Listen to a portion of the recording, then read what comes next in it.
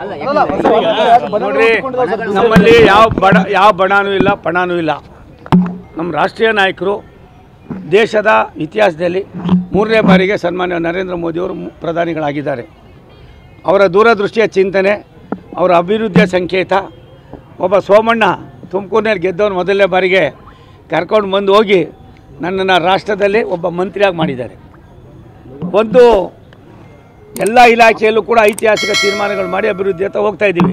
ಕರ್ನಾಟಕದ್ದು ಇನ್ನು ಮಹಾರಾಷ್ಟ್ರ ಚುನಾವಣೆ ಮೋಸ್ಟ್ಲಿ ನವಂಬರ್ಗೆ ಮುಗೀತದೆ, ಎಲ್ಲವೂ ಸಖ್ಯ ಅಂತ ಆಯ್ತದೆ. ಸಣ್ಣ ಪುಟ್ಟ ಭಾವನೆಗಳು ಇರೋದು, ಅದು ಕೂಡ ನನಗೆ ಸರಿಯಾಗಿ ಮಾಹಿತಿ ಇಲ್ಲ. ನಾನು ಮಂತ್ರಿ ಆದಾಗಿಂದ ಒಂದು 4-5 ದಿನ ಬೆಂಗಳೂರಿನಲ್ಲಿರ್ಬೋದು. ಎಲ್ಲ ಕೇವಲ ಕರ್ನಾಟಕಕ್ಕೆ ಬರ್ತಾ ಇಲ್ಲ. ನಾನು ಜಾರ್ಖಂಡ್ಗೂ ಹೋಗಿದ್ದೀನಿ, ತೆಲಂಗಾಣಕ್ಕೆ ಹೋಗಿದ್ದೀನಿ, ಹೈದರಾಬಾದ್ಗೆ ಹೋಗಿದ್ದೀನಿ, ಮಹಾರಾಷ್ಟ್ರಕ್ಕೆ ಹೋಗಿದ್ದೀನಿ, ಚೆನ್ನೈಗೆ ಹೋಗಿದ್ದೀನಿ, ಆಮೇಲೆ ಅದ್ರ ಪಕ್ಕದಲ್ಲಿರ್ತಕ್ಕಂಥ ನಮ್ಮ ಪಾಂಡಿಚೇರಿಗೆ ಹೋಗಿದ್ದೀನಿ. ಮತ್ತು ಅವೆಲ್ಲ ಬಿಟ್ಟು ಎಲ್ಲೆಲ್ಲಿ ಅವಶ್ಯಕತೆ ಇದೆಯೋ ಅಲ್ಲೆಲ್ಲ ಕಡೆ ನಾವು ಹೋಗ್ತಾ ಇದ್ದೀವಿ. ಒಂದು ಸತ್ಯ, ಬಣನೂ ಇಲ್ಲ, ಏನೂ ಇಲ್ಲ. ಭಾರತೀಯ ಜನತಾ ಪಕ್ಷ ಏನು ಇವತ್ತು ನಮ್ಮ ಅಭಿವೃದ್ಧಿ ಇದೆ, ರಾಷ್ಟ್ರದ ಪ್ರಧಾನಿ ನರೇಂದ್ರ ಮೋದಿಯವರ ಒಂದು ಚಿಂತನೆ ಇದೆ, ಅದ್ರ ಜೊತೆಲಿ ಕೆಲಸ ಮಾತಾಡ್ತಾರೆ. ಬಿಜೆಪಿಲಿ ಸಾಕಷ್ಟು ಒಂದು ಯತ್ನಾಳ್ ಸಾಹೇಬರು ಅದು ಯಾಕೆ ಮಾತಾಡ್ತಾರೋ ಗೊತ್ತಿಲ್ಲ. ಅವ್ರು ನಂಗೆ ಸಿಕ್ಕಿ ಸುಮಾರು 1.5 ತಿಂಗಳು ಮೇಲಾಗಿದೆ. ನಾನು ಅವ್ರಿಗೆ ವಿನಂತಿ ಮಾಡ್ತೀನಿ, ದಯಮಾಡಿ ಯಾವುದೋ ಒಂದು ಇದಕ್ಕೋಸ್ಕರ ಸಿಟ್ಟಲ್ಲಿ ಆಡಿದ ಮಾತು ವಾಪಸ್ ಬರೋದಿಲ್ಲ. ಅದರ ಅವಶ್ಯಕತೆ ಇಲ್ಲ. ದೇಶದ ಅಭಿವೃದ್ಧಿಯನ್ನು ಬಯಸ್ತಾ ಇರ್ತಕ್ಕಂಥವ್ರು ರಾಷ್ಟ್ರದ ಪ್ರಧಾನಿಗಳು, ರಾಷ್ಟ್ರದ ಜನ, 140 ಕೋಟಿ ಜನ. ಅದ್ರ ಬಗ್ಗೆ ನಾವು ಚಿಂತನೆ ಮಾಡೋಣ. ಬಾಕಿದು ಸಣ್ಣ ಪುಟ್ಟದ ಒಂದು 4 ಗೋಡೆ ಮಧ್ಯದಲ್ಲಿ ಕುಳಿತುಕೊಂಡು ಚರ್ಚೆ ಮಾಡಿ ಬಗೆಹರಿಸ್ಕೊಳ್ಳ. ಮಹಾನ್ ನಾಯಕರೊಬ್ಬರು 1000 ಕೋಟಿ ಇಟ್ಕೊಂಡಿದ್ದಾರೆ CM ಆಗಲಿಕ್ಕೆ ಎಂದು ಮಾತನಾಡಿ. ನನಗೆ ಗೊತ್ತಿಲ್ಲ ಪಣಪ್ಪ, ಅವ್ರು ಯಾವಾಗ ಹೇಳಿದ್ರು ಏನೋ ನಿಮಗೆ ಗೊತ್ತಿರ್ಬೋದು, ನನಗೆ ಅದು ಖಂಡಿತ ಗೊತ್ತಿಲ್ಲ. ಆ ಮಹಾನಾಯಕರು ಗೊತ್ತಿಲ್ಲ, ಈ ಪುಣ್ಯಾತ್ಮ ಯಾರು ಹೇಳಿದ್ರು ಅವರು ಗೊತ್ತಿಲ್ಲ.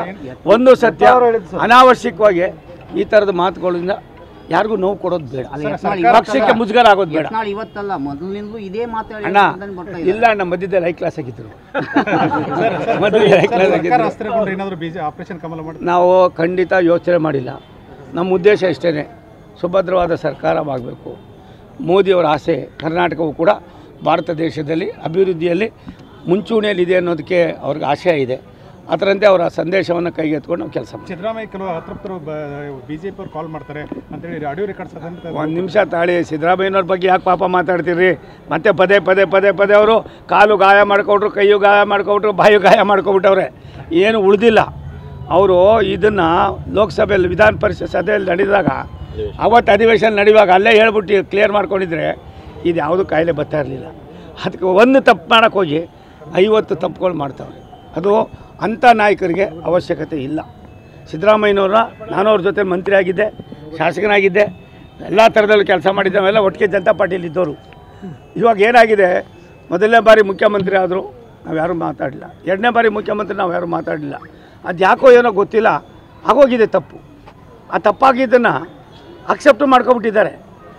ಏನು ಮಾಡ್ಬೋದು ನೀವು? ಎಲ್ಲ ಒಂದು ಕಡೆ ನೈತಿಕತೆ ಮತ್ತೊಂದು ಮಗದೊಂದು ಅಂತ ತಾವು ಇವಾಗ ನೀವೇ ಮಾತಾಡೋದು. ಎಲ್ಲರಿಗೂ ಬಾಯಿಗೆ ಕೊಡೋದು ಇವರೇ, ವಿರೋಧ ಪಕ್ಷದವ್ರಿಗೆ ಎಲ್ಲ ಭಾಷೆಗಳು ಕೊಡೋದು ಇವರೇನೇ ಆಗಿದ್ದಾರೆ. ಅದನ್ನು ಬಿಡಿ ಸ್ವಾಮಿ, ದಯವಿಟ್ಟು ನೀವು ರಾಜೀನಾಮೆ ಕೊಡಿ, ನಿಮ್ಮ ತನಾನ ಉಳಿಸ್ಕೊಳ್ಳಿ, ನೀವು ನಡೆದು ಬಂದ ದಾರಿಯನ್ನು ಜ್ಞಾಪಕ ಮಾಡ್ಕೊಳ್ಳಿ. ನಿಮ್ಮ ಇತಿಹಾಸವನ್ನು ಎಲ್ಲ ಒಂದು ಕಡೆ ನೀವು ಮುಂದಿನ ಪೀಳಿಗೆಗೆ ಕೊಡಬೇಕು ಅನ್ನೋದಾದರೆ ರಾಜೀನಾಮೆ ಕೊಟ್ಟು ಎನ್ಕ್ವೈರಿ ಆಗಲಿ. ಎನ್ಕ್ವೈರಿ ಆದಮೇಲೆ ನೀವೇ ಮತ್ತೆ ಸರಿ ಇದೆ ಅಂದರೆ ಅವತ್ತು ನಿಮ್ಮ ಪಕ್ಷ ನಿಮ್ಮ ಮೇಲೆ ಏನಾದ್ರು ಗೌರವ ಇಟ್ಟಿದ್ರೆ, ನಿಮ್ಮ ಮಾಸ್ ಲೀಡರ್ಶಿಪ್ನ ಒಪ್ಕೊಂಡಿದ್ರೆ ನಿಮ್ಮನ್ನೇ ಮುಖ್ಯಮಂತ್ರಿ ಮಾಡಲಿ. ನಾವು ಅವಾಗ ಬಂದು ನಿಮ್ಮನ್ನು ಕಂಗ್ರಾಜುಲೇಟು ಮಾಡ್ತೀವಿ, ನಿಮ್ಮ ಮನೆಗೆ ಬಂದು ಗಾರ್ಲ್ಯಾಂಡ್ ಮಾಡ್ತೀವಿ. ಅದನ್ನು ಬಿಟ್ಟು ನೀವು ಎಲ್ಲ ಒಂದು ಕಡೆ ರಾಜೀನಾಮೆ ಕೊಡೋದು ಬಿಟ್ಟು ಯಾವಾಗೋದೋ ಏನೋ ಒಂದು ಆಗಿರೋದೆಲ್ಲ ಯಗ್ಟಾಸಿನ ಕಾಗಬ್ಬ ಗೋಬಮ್ಮನ ಕೆಲಸ ಕತೆ ಹೇಳೋದು ಸಿದ್ದರಾಮಯ್ಯನವರಂಥ ನಾಯಕರಿಗೆ ಸಾಧುವಾದದ್ದಲ್ಲ.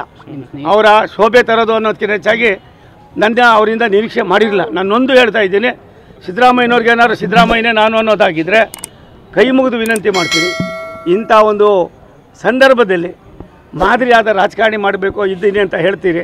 ಆ ಮಾದರಿಯಾದ ರಾಜಕಾರಣಿ ನೀವಾಗೋದಾದರೆ ಮೊದಲು ರಾಜೀನಾಮೆ ಕೊಡಿ. ಎನ್ಕ್ವೈರಿ ಸುಲಲಿತವಾಗಲಿ, ಯಾರಿಂದ ಮಾಡಬೇಕು ಅನ್ನೋದು ಈಗಾಗಲೇ ನ್ಯಾಯಾಂಗ ಹೇಳಿದೆ. ನ್ಯಾಯಕ್ಕಿಂತ ನಾವ್ಯಾರು ದೊಡ್ಡವರಲ್ಲ. ಆ ನ್ಯಾಯನ ತಲೆಬಾಗಿ ಮೊದಲು ಆ ಕೆಲಸ ಮಾಡಿ ಇತಿಹಾಸದಲ್ಲಿ ಉಳ್ಕೊಳ್ಳಿ ಅಂತ ಅವ್ರಿಗೆ ವಿನಂತಿ ಮಾಡ್ತೀವಿ. ಹೋರಾಟ ಆಗ್ತದೆ.